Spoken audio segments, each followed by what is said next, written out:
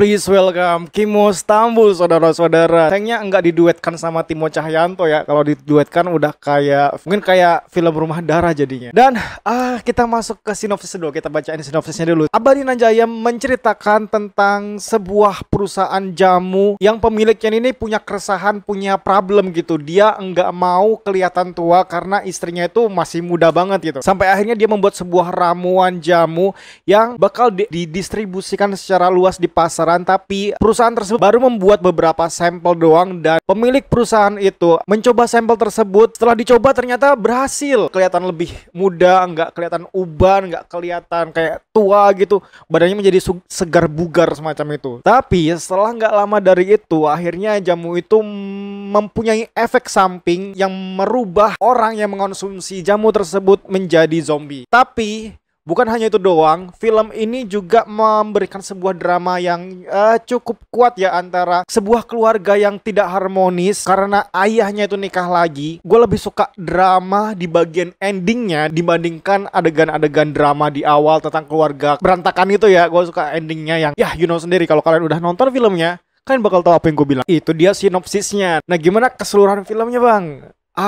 Kalau dibandingkan dengan film-film zombie yang berkeliaran di dunia ini, itu kan udah banyak banget ya. Dan yang tersulit untuk membuat film zombie adalah gimana kita memberikan sebuah ciri khas, membuat sesuatu yang terbarukan untuk film zombie ini. Dan Abadi Nanjaya memberikan sebuah ciri khas ke dalam filmnya, yaitu diangkat tentang budaya-budaya Indonesia dengan hajatan yang di pinggir jalan, yang nutup jalan, terus berada di tengah sawah, itu Indonesia banget. Kemudian tentang jamu itu tadi, itu kan Indonesia banget gitu. Nah, kalau masalah tentang zombinya, gue nggak menemuin sesuatu yang spesial, yang unik, yang memberikan sebuah ciri khas yang inget dengan film Abadi Nanjaya ini dengan zombinya tersebut.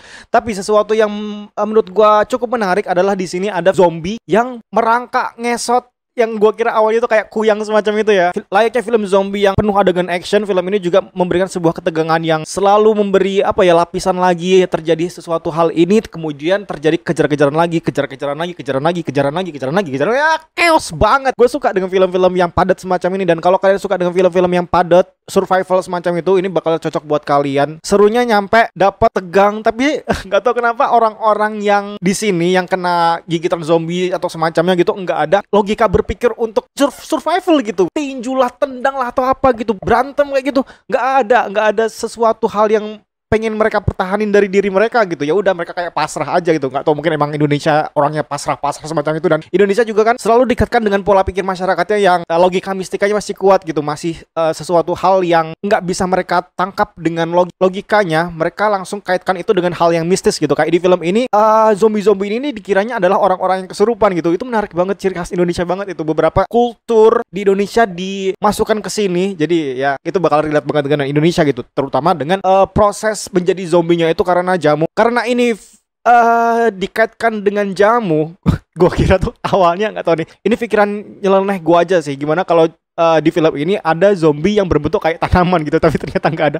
Itu cuma pikiran aneh gue doang sih. Tapi ya zombinya sayangnya nggak ada sesuatu ciri khas yang unik gitu, yang maksud gue harusnya ada sesuatu yang Indonesia banget dari zombinya, tapi yang nggak ada. Dan asal muasal zombie itu terbentuk karena jamu, gue nggak dapetin ramuan apa aja yang terkandung di dalam jamunya itu. Tapi mungkin nanti dijelaskan di project film berikutnya mungkin, karena di endingnya ada karena udah banyak banget film zombie yang berkeliaran di dunia ini. Kalau dibandingkan dengan film-film zombie yang ada di dunia ini film bisa gua kategorikan sebagai film yang oke untuk genre zombie. Tapi kalau dibandingkan dengan film zombie Indonesia, ini film Abadi Nanjaya bagus banget. Karena ya emang film zombie di Indonesia emang masih dikit banget gitu kan, cuma beberapa. Dan gua harapin semoga sinias Indonesia semakin banyak mengeluarkan film-film zombie yang relate dengan masyarakat Indonesia gitu. Nggak cuma horor berhantu yang udah capek lah. Harusnya mengeksplor lebih banyak lagi genre-genre yang lebih menarik gitu, premis-premis cerita yang lebih menarik gitu. Nggak cuma berfokus kepada horor berhantu doang, tapi kan masih banyak horor yang lain gitu. Subgenre horor kan banyak banget gitu kan. Tapi ya mau gimana, kalau pola pikir masyarakat Indonesia masih suka dengan horor berhantu yang banyak jump scare. Yang kayak gue bilang tadi, kalau film Abadi Nanjaya kalau dibandingkan dengan film-film zombie yang ada di dunia gitu, ini film masuk ke kategori oke. Karena apa? Karena gue ngelihat film-film zombie yang lain itu lebih bagus gitu. Beberapa di antaranya yang paling gue inget dan masuk ke dalam core memory gue adalah Train to Busan. Train to Busan ini adalah sebuah film zombie tapi kuat banget dramanya gitu. Gue sudah cukup banyak menonton film-film zombie gitu, tapi Train to Busan ini memberikan sebuah rasa yang berbeda ketika gue nonton film zombie gitu. Film zombie kebanyakan yang gue tonton adalah film-film zombie yang survival banget gitu. Tapi di Train to Busan ini gue baru kalau ada film zombie yang kuat banget secara drama. Bahkan gue menonton film tersebut gue sampai meneteskan air mata karena endingnya ya sedih gitu. Dan sejak saat itulah gue mulai explore film-film Korea. Itu ya ampun, ternyata bagus banget ya film-film Korea ya. Nah, kalau kalian mau cari film zombie yang kuat banget secara drama, Train to Busan bagus banget. Kemudian di sini ada One Cut of the Dead. Ini menurut gua adalah film zombie yang paling terplot twist yang pernah gue tonton. Tapi kalian harus sabar di 30 menit awal karena film ini berasa kayak bosan. Ini film apa sih? Aneh banget kenapa adegan-adegannya begitu. Setelah kalian berhasil survive di 30 menit awal filmnya, kalian bakal tercengang. Gua jamin. Kalau kalian belum nonton One Cut of the Dead, tontonlah sekarang, itu masuk core memory gue banget. Kemudian Shaun of the Dead itu adalah film zombie komedi yang bagus banget menurut gue. Itulah beberapa film zombie yang masuk ke core memory gue gitu, yang menurut gue bagus banget di seluruh dunia. Ini 3 diantaranya gitu tadi. Dan Indonesia kan juga beberapa kali udah bikin yang bergenre zombie gitu kan. Setelah sebelumnya di tahun berapa? 2023 kah? Atau 2024 itu kita bisa ngelihat sebuah series Zona Merah judulnya. Dan kalau dibandingkan dengan Zona Merah, gue lebih suka Abadi Nanjaya. Karena Zona Merah itu adegannya banyak yang cringe, aneh, adegan-adegan yang aneh lah pokoknya menurut gue.